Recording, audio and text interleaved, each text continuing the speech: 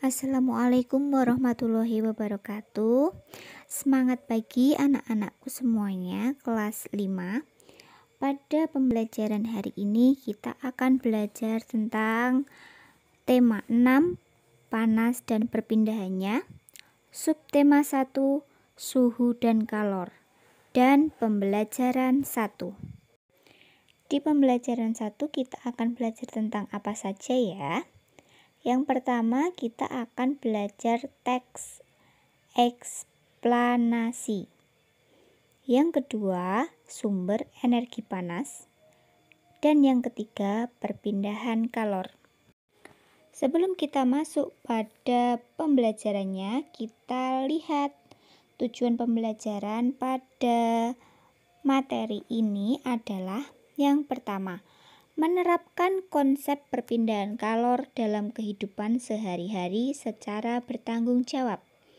Yang kedua, melaporkan hasil pengamatan tentang perpindahan kalor secara tepat. Sebelum masuk pada pembelajaran, jangan lupa kalian subscribe, like, dan komen, dan share video ini agar bermanfaat kepada yang lainnya. Perhatikan gambar-gambar di bawah ini ya. Yang pertama, ada gambar anak laki-laki yang sedang berjemur. Yang kedua, ibu sedang menjemur pakaian. Yang ketiga adalah air yang dididihkan di dalam panci menggunakan api. Coba perhatikan pada gambar di bawah ini. Apakah ada persamaan pada gambar tersebut? Jawabannya, ya. Semua gambar di samping berhubungan dengan kalor atau energi panas.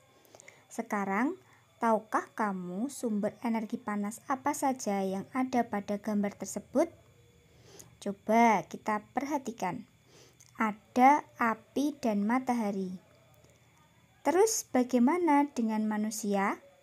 Apakah tubuh manusia mengeluarkan energi panas juga? Untuk mengetahui jawabannya, mari kita simak bacaan berikut. Sumber energi panas. Benda yang dapat menghasilkan energi panas disebut sumber energi panas. Sumber energi panas dapat kita jumpai di alam. Salah satunya adalah matahari. Matahari merupakan sumber energi panas terbesar. Energi panas matahari dapat menerangi bumi sehingga udara di bumi menjadi hangat.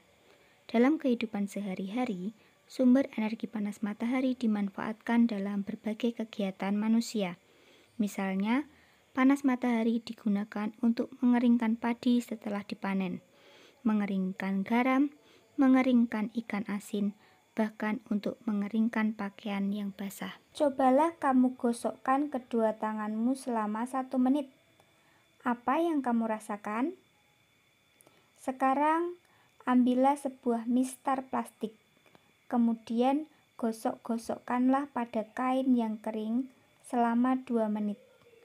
Lalu, sentuhlah permukaan mistar plastik itu. Apa yang kamu rasakan?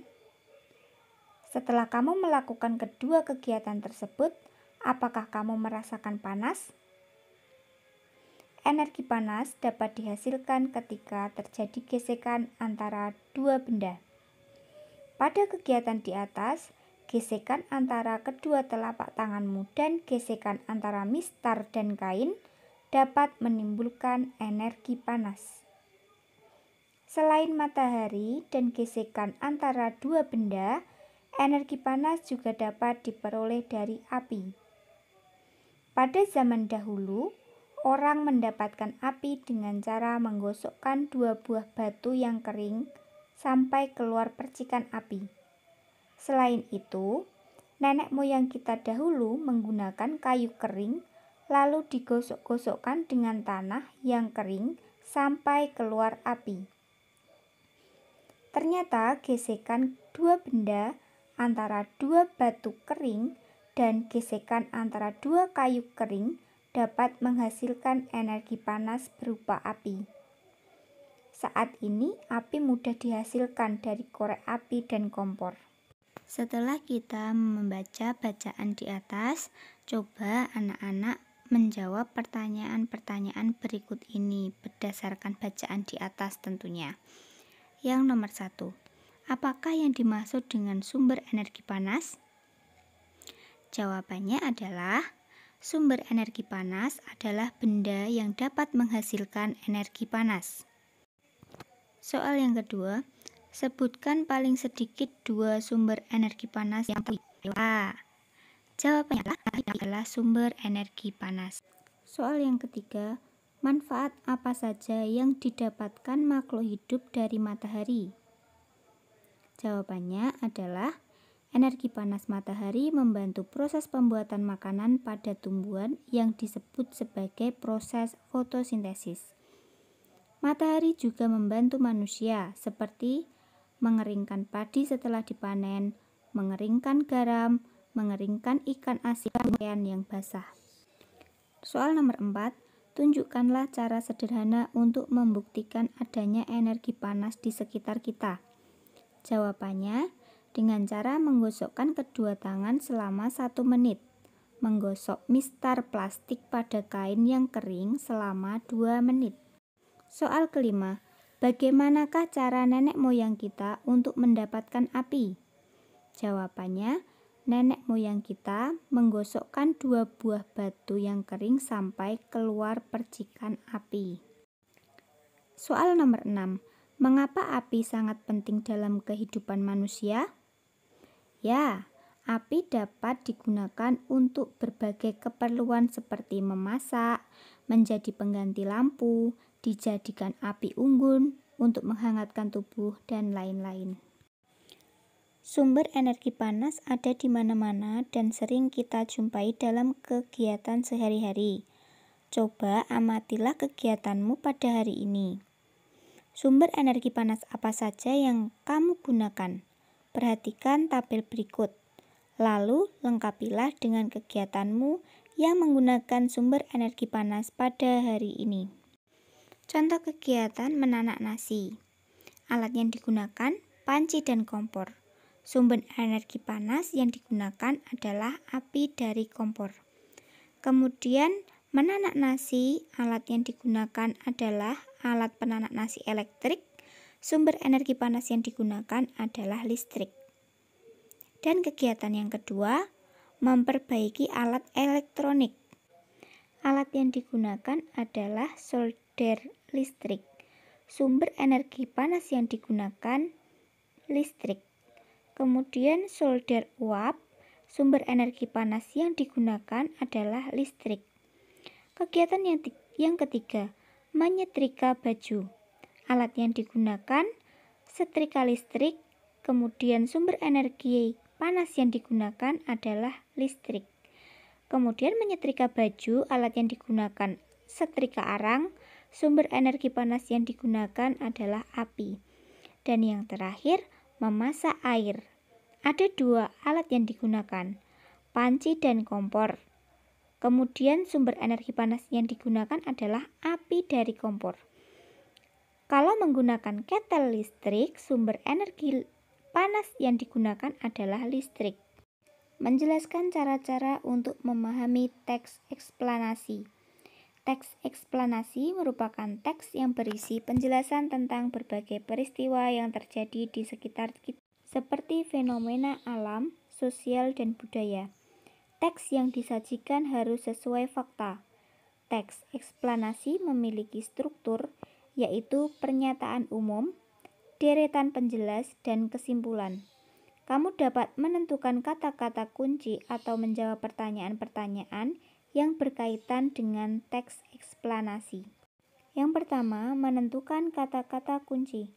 Kata-kata kunci adalah kata-kata yang penting dan sering muncul di dalam teks. Kata-kata kunci biasanya terdapat dalam judul dan isi teks. Dalam pencarian informasi, kata-kata kunci dapat diperluas atau dipersempit. Tujuannya agar informasi yang diperoleh tepat sasaran. 2. Menjawab pertanyaan-pertanyaan yang berkaitan dengan teks. Setiap informasi yang diperoleh dapat menambah pengetahuan. Kamu dapat menemukan informasi penting dari teks dengan menjawab pokok-pokok pertanyaan. Kamu dapat menggunakan kata tanya, apa, kapan, di mana, siapa, mengapa, dan bagaimana. Perhatikan teks berikut ini.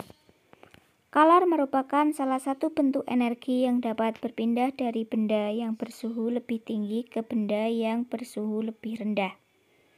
Perpindahan kalor dapat terjadi karena adanya perbedaan suhu dalam benda. Kalor dapat menaikkan atau menurunkan suhu. Semakin besar kenaikan suhu, maka kalor yang diterima oleh benda semakin besar. Sebaliknya, jika semakin kecil kenaikan suhu, maka kalor yang diterima akan semakin sedikit. Kata kunci pada teks tersebut adalah kalor dan suhu. Bagaimana cara menjawab pertanyaan pada teks eksplanasi tersebut? Coba perhatikan. Yang pertama, apa yang dimaksud dengan kalor? Kalor merupakan salah satu bentuk energi yang dapat berpindah dari benda yang memiliki suhu lebih tinggi ke benda yang suhunya lebih rendah. 2. Kapan kalor dapat berpindah? Kalor dapat berpindah ketika terjadi kenaikan suhu dalam benda. Cukup sekian untuk pembelajaran 1. Semoga anak-anak dapat memahami materi pada pembelajaran 1. Terima kasih dan sampai jumpa. Wassalamualaikum warahmatullahi wabarakatuh.